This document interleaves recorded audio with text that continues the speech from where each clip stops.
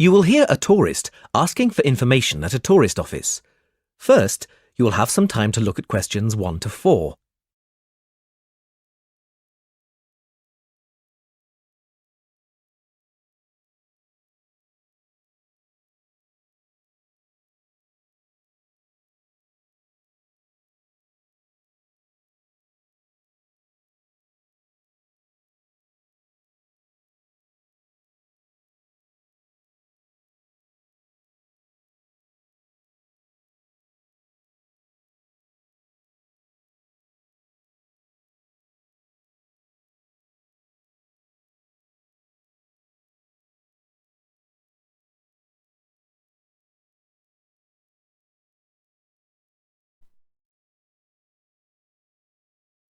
Now we shall begin. You should answer the questions as you listen because you will not hear the recording a second time. Listen carefully and answer questions 1 to 4. Hello, how can I help you? Hello. Is it possible to book a bus tour of the city here? Of course, sir. When would you like to take the tour? There are tours in the morning, afternoon and evening. Sometimes it's nice to see the city at night with the buildings lit up. We'll be going out for dinner tonight, so we'd prefer to go this afternoon. Oh, and it's for 2 people. Right. Now, I just need some details. Can you give me the names of the 2 people, please? Yes, Susan Field and James Carter. Susan Field and James... Sorry, can you spell your surname for me, please? It's Carter. Carter. Thank you. And can I have a contact telephone number? Why do you need one? Just in case we have to cancel the tour and need to contact you. I see. Well, my mobile number is 07988 636 197. That's 07988 636 197. Now, can you also tell me which hotel you're staying at? The Crest Hotel. Oh, no, sorry. That's the hotel we're staying in next week. It's the Riverside Hotel. Oh, the Riverside is a lovely hotel. Are you enjoying your stay? Yes, we are, very much. We'd definitely recommend it to others. Oh, I am glad. Now, I can book you on the tour at 4 p.m. Would that suit you? Alternatively, there is one at 2. 2 would be better for us, please. Right. That's booked for you, sir. 2 people at 2 p.m. today, August the 14th. You pay the bus driver when you get on, and it's £4 per person. Thank you very much. Before you hear the rest of the conversation, you have some time to look at questions 5 to 10.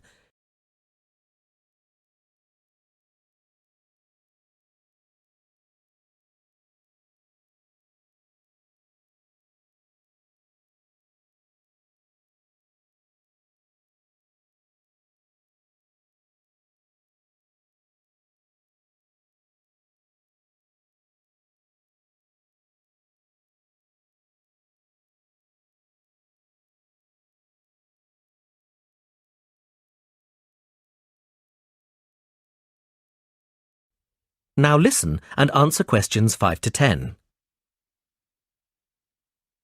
Can I also ask you about the museum in the main square? I was reading about it in my guidebook and was shocked to see that the entrance price is £10. Why does it cost so much? Well, the museum has the largest collection of Latin American art in Europe. People come from all over the world to see it. But that's not the reason why it's so expensive to get in. You see, the building is very old and it needs repairs. The £10 ticket cost will go towards repairing the roof and the walls. I see. Well, I suppose it's worth paying £10 to see the collection. Yes, I think so too. Is there anything else I can help you with? Actually, there is. I was wondering if you knew of any good restaurants in the area. Well, there are a few restaurants near the harbour and a couple on the beach, which are nice. The problem is that the smell of the fish market is quite strong down there. I don't think my girlfriend would be very pleased. I know what you mean. It's not very romantic, is it? My advice would be to go to the next town. It's bigger and the restaurant selection is wider. You can get there by taxi and it only takes about 10 minutes. The town is quite picturesque. Is it for a special occasion? Yes, it's my girlfriend's birthday, so I'd like to go somewhere special. Do you know any of these restaurants well enough to tell me about them? Well, I know about a few of them, and there are pictures in this leaflet here. Oh, this one here is lovely, the Bellevue, and it's extremely popular. It has a famous chef, so it's not cheap, but the standard of the food is very high.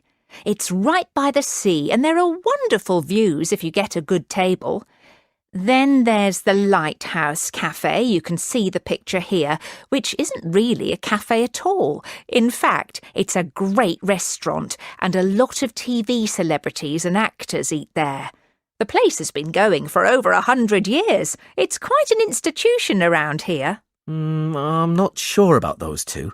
They sound too expensive to me. I was thinking of somewhere small, not too upmarket, but with good food. In that case, what about Harvey's? The same family has run this restaurant for over a century, and it's reasonably priced and really popular with local people. Oh, and there's another family-run restaurant, Stonecroft House. New owners took over a month ago, and they're getting good reviews. There's a new chef there, and the food is meant to be very good. This leaflet has the contact details for all the restaurants, so you can just call them if you'd like to book a table. Great, thanks. You've been very helpful.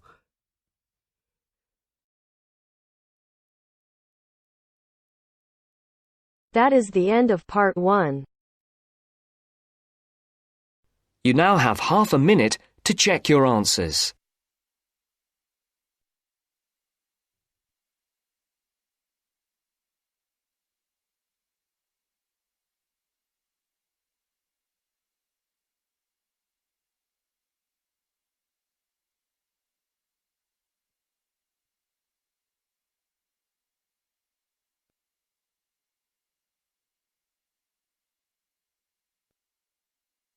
Now turns to part 2. Part 2. You'll hear a radio program on the process of making beer. First, look at questions 11 to 14.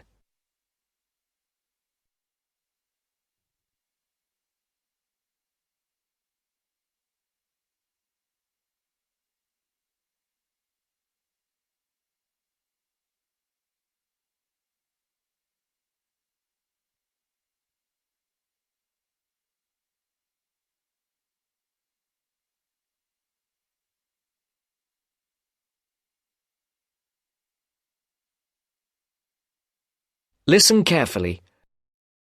Hello and welcome to Gourmet Evening, and this week we're looking at the world's popular beverage, a great favourite today, beer. And in the studio to tell us all about it is Clark Maxwell. Beer is one of my personal favourite beverages, and I've got a number of facts, tips and trivia about beer to share with you. So, who invented beer and when? What is beer made of? Actually, historians are not entirely sure when beer was invented, but they guess that beer was created accidentally by early nomadic tribes roughly 10,000 years ago. The 4 primary ingredients are malt, hops, yeast and water. Malt, which gives the beer a sweet taste, is made from barley soaked in water until its husks open and sprout. The sprouts are then dried and crushed. The small flowers of the hops vine are added partly because they taste bitter, helping balance the sweetness of the malt. Hops prevent the growth of bacteria that can spoil beer. Yeast is responsible for fermentation, which creates the alcohol and carbonation. Beer makers sometimes use additives or substitutes for malt or hops. Substitutes such as corn or rice can make a beer lighter or cheaper to produce. Before the broadcast continues, look at questions 15 to 20.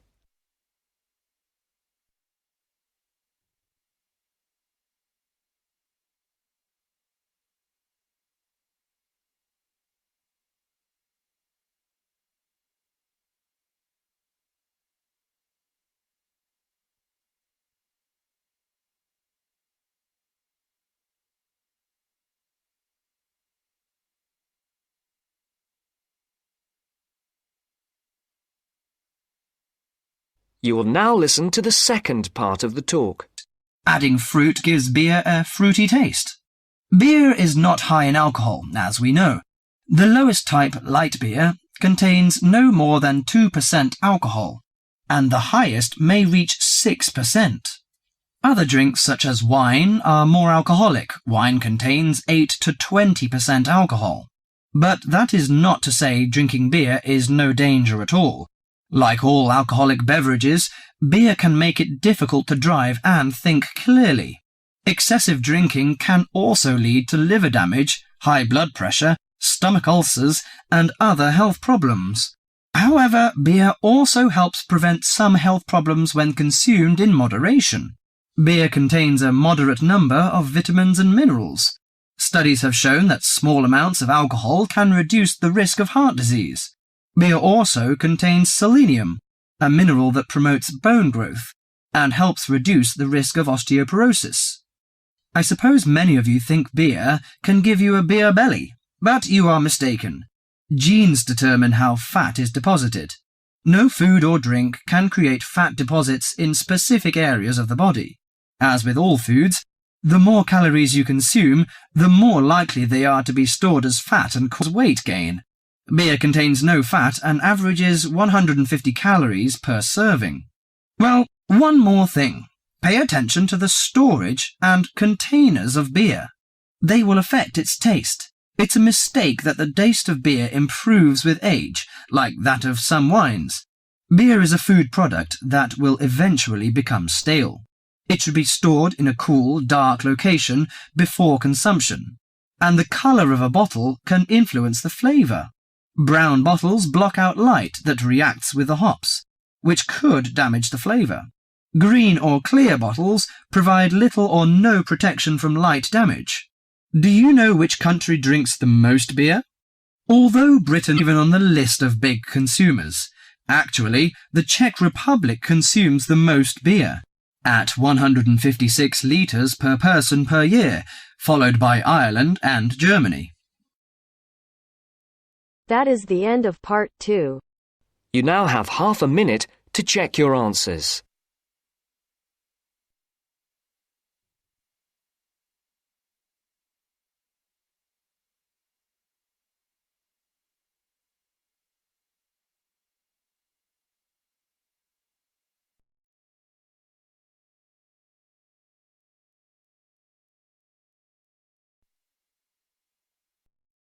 Now turns to part 3.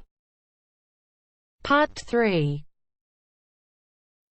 You will hear two business studies students discussing a presentation they'll do on an article on working effectively in groups. First, you have some time to look at questions 21 to 26.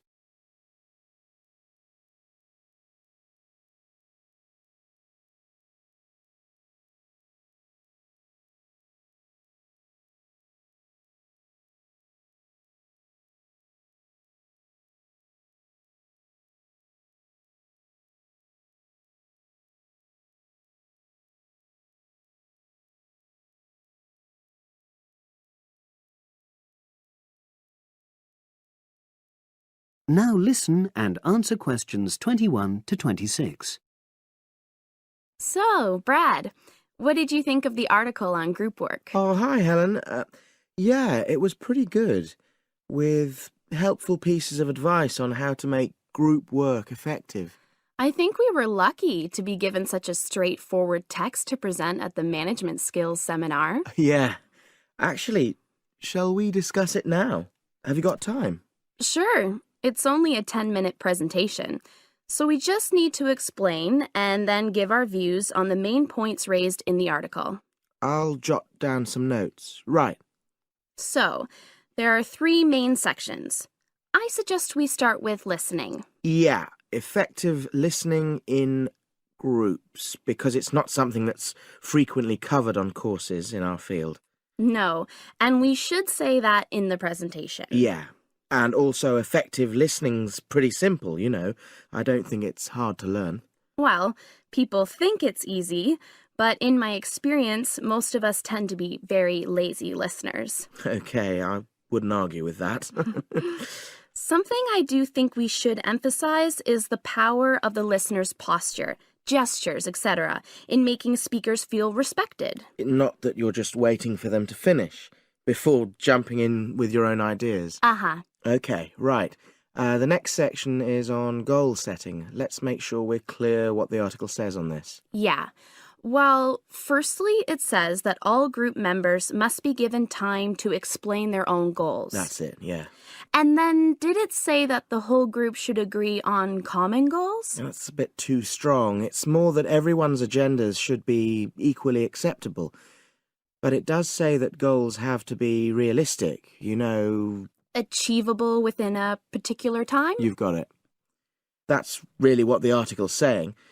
There isn't really any point in having ideals if group members know they won't come to anything within a reasonable period. So, I think a summary covering those points will be enough for that part of the presentation, don't you? Yeah.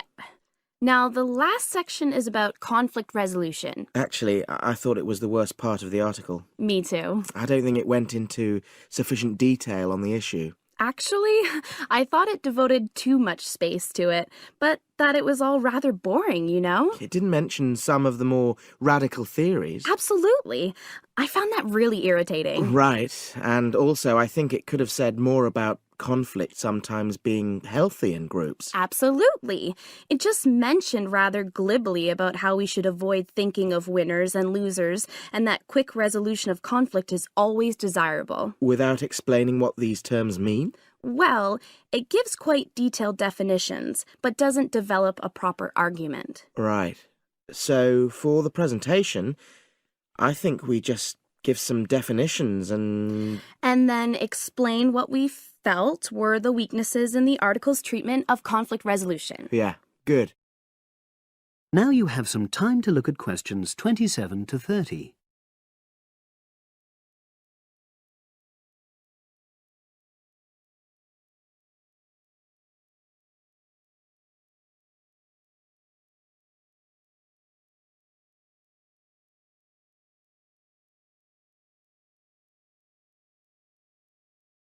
Now listen and answer questions 27 to 30.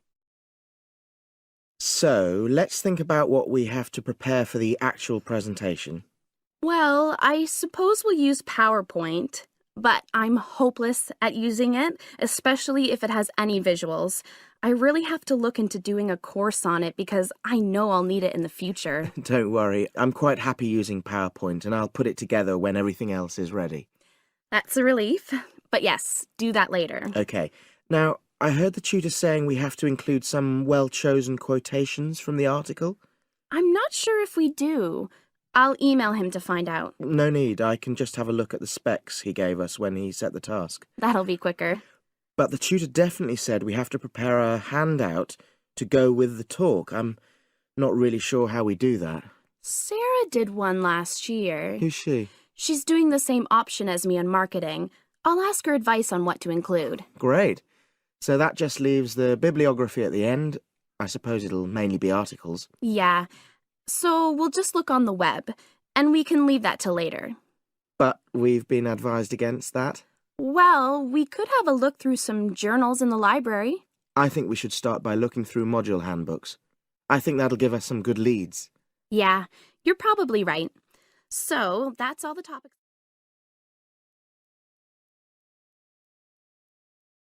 That is the end of part 3. You now have half a minute to check your answers.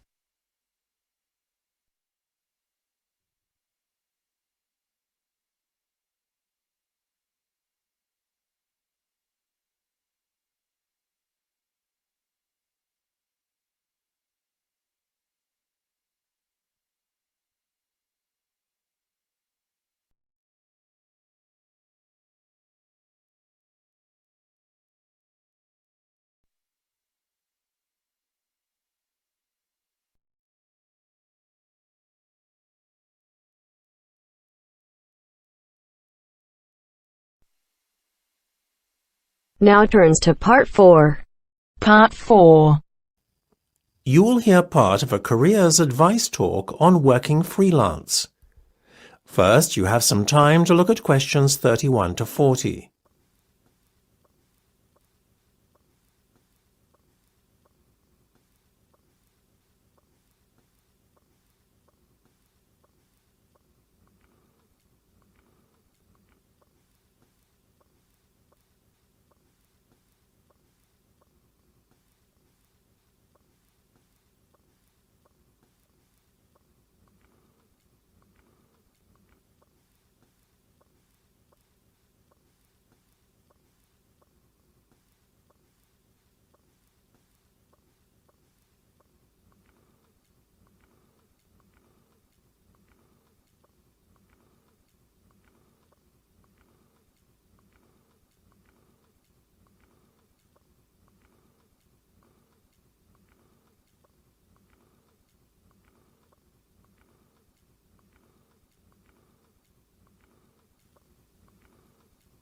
Now listen carefully and answer questions 31 to 40.